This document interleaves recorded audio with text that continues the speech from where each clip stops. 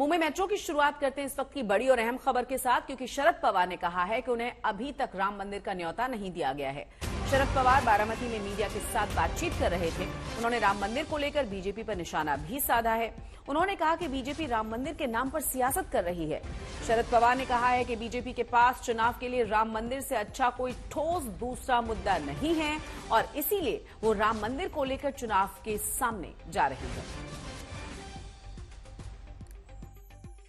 राजकारण करता का व्यवसाय करता ते बरोबर मंदिर झालं आम्हाला आनंदाचं आणि मंदिर होण्याच्यासाठी अनेकांचं योगदान आहे।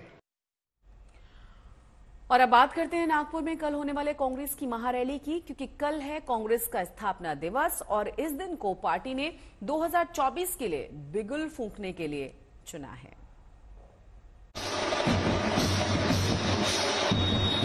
ढोल नगाड़े बजने लगे, नेता जमा होने लगे, कार्यकर्ताओं का जमावड़ा बढ़ रहा है। जगह जगह है तैयार हम का नारा दिख रहा है। नागपुर के बहादुरा ग्राउंड सज गया है। कांग्रेस ने इसे भारत जोड़ो मैदान का नाम दिया है। मंच तैयार है, तैयारी जोरदार है। स्थापना दिवस पर पार्टी के महादिग्गज यहां महारैली करेंगे और 2024 का बिगुल फूकेंगे। मल्लिकार्जुन खड़गे होंगे, सोनिया गांधी होंगी, प्रियंका और राहुल भी होंगे। करीबन 2500 लीडर पूरे देश से कांग्रेस के आ रहे, जिसमें x MP, ex minister, ex CM और स्टेट के एक्स मिनिस्टर और मिनिस्टर, सीएम और हमारे सेंट्रल के सीडब्ल्यूसी के मेंबर, हमारे नेता देश के राष्ट्रीय अध्यक्ष मल्लिकार्जुन खड़गे साहब, सोनिया जी गांधी, राहुल जी, प्रियंका जी, ये सब लोग, ये सब नेतागण इस रैली में, हमारे रैली में आ रहे हैं। उनका मार्गदर्शन भी होगा और आने वाले इलेक्शन का, चुनाव का बिगुल भी यही से बजेगा, ऐसा मुझे लगता है। अब सवाल ये है कि 2024 के अभियान की शुरुआत नागपुर से क्यों? दरअसल कांग्रेस को भरोसा है कि विदर्भ में लोग अब भी पार्टी के साथ मजबूती से जुड़े। साथ ही 1959 में इंदिरा गांधी को नागपुर में ही कांग्रेस का अध्यक्ष चुना गया था। इन सब के अलावा ये कांग्रेस को संघ के मुख्यालय वाले शहर में शक्ति प्रदर्शन करना है। नागपुर से आजादी के आंदोलन में बहुत बड़ा यहाँ के लोगों का सहभाग रहा है। यहाँ का झंडा आंदोलन पूरे देश में मशहूर हुआ। यहाँ पर हमने देखा कि कांग्रेस की जड़ें बहुत मजबूत रही। हो सकता है कि यहाँ पर कुछ ऐसे भी संगठन काम करते रहे होंगे जिनका सभी को साथ में लेकर चलने का दृष्टिकोण नहीं रहा होगा, लेकिन उसके बावजूद नागपुर के लोग ये कांग्रेस के साथ बहुत ताकत के साथ हमेशा खड़े रहे और नागपुर क्योंकि केंद्र में है, इसका एक अपना अलग महत्व है। उसको देखते हुए ये कार्यक्रम का आयोजन यहाँ पर किया गया। दूसरी ओर बीजेपी कांग्रेस की महारैली पर चुटकी ले रही है। तैयार है हम हारने को, यही मैं कांग्रेस के लिए कह सकता हूँ। जिस तरीके का पराभव उनका राज्य के चुनावों में हुआ है, मुझे निश्चित तौर पे आत्मविश्वास की कमी कांग्रेस में और कांग्रेस के आला नेताओं में लग रही है।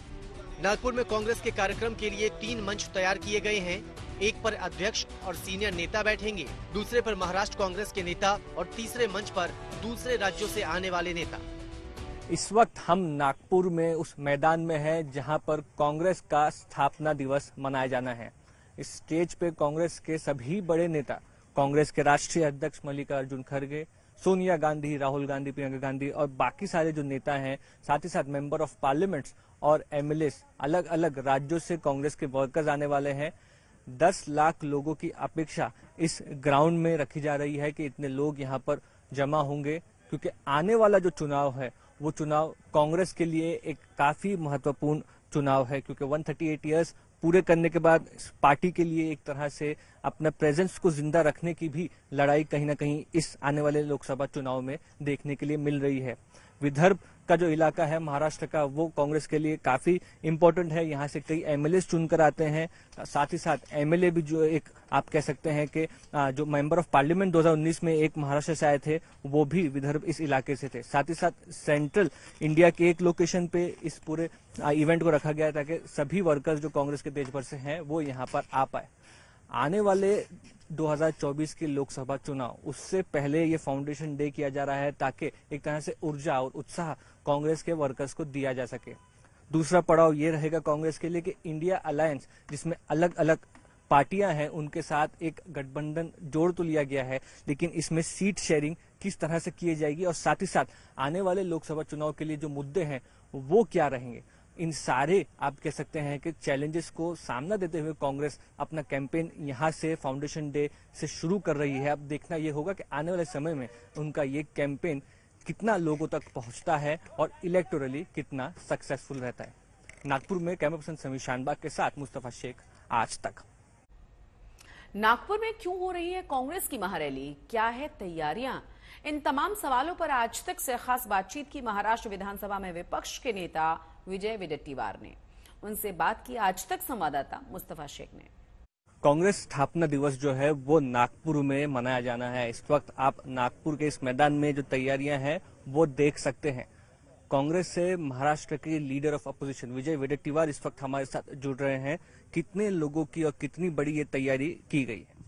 ये बहुत बड़ी तैयारी है और पिछले 15 दिन से हम लोग लगातार इस तैयारी में जुटे हैं और मुझे लगता है कि ये ऐतिहासिक रैली होगी। और जब जब भी कांग्रेस तकलीफ में होती है तब विदर्भ जो है ये हमेशा कांग्रेस के पीछे पूरे ताकत से खड़ा रहता आया है। और ये इंदिरा जी से काल से, इंदिरा जी ने भी अपने प्रचार की सभा पहली शुरुआत ये महाराष्ट्र से करते थे। और मुझे याद है कि ईस्वी सन 2000 में जब वाजपेयी की सरकार थी, फील गुड और शाइनिंग इंडिया की बात चल रही थी, तब हमारे नेता सोनिया जी ने यहीं पर संविधान बचाओ रैली की थी और पूरे देश में परिवर्तन आया था। वाजपेयी की सरकार को जाना पड़ा। 2002 से 2004 के बीच जो एक माहौल बनाया गया था कि फील गुड, शाइनिंग इंडिया, तो ये सब हो गया। तो हम लोगों का नारा भी आज यही है तैयार हम संविधान बचाने के लिए, यहाँ की डेमोक्रेसी बचाने के लिए है तैयार हम। विशेष रूप से महिलाओं पे अत्याचार हो रहा है उसके लिए संरक्षण के लिए तैयार है हम। किसान जो आज सुसाइड कर रहा है, किसान की हालत बदतर होगी, उसके साथ खड़ा होने के लिए तैयार है हम। बेरोजगारों की हालत है, महिलाओं का शोषण है, भ्रष्टाचार बढ़ा हुआ है और ये सब बातें इस विदर्भ की भूमि से जो हृदय स्थान कहते हैं नागपुर को पूरे हिंदुस्तान का, और जहां से दीक्षा भूमि बाबा साहब ने दीक्षा देकर उपेक्षितों को एक इंसान करके खड़ा करने की काम किया, आदमी बनाकर, आदमी जो कहते थे कि इंसान का रूप देने का काम किया, उसी भूमि पर ये रैली होने जा रही है। और हम संविधान के लिए, संविधान बचाने के लिए, डेमोक्रेसी बचाने के लिए इस रैली के माध्यम से बिगुल फूका जाएगा। लोकसभा का चुनाव तो है ही, पर लोकसभा के चुनाव के साथ चुनाव तो आता जाता रहेगा, पर यह देश में हमारा संविधान के आधार पर देश चले, यही हमारा संघर्ष होगा और यही हमारी रैली का एक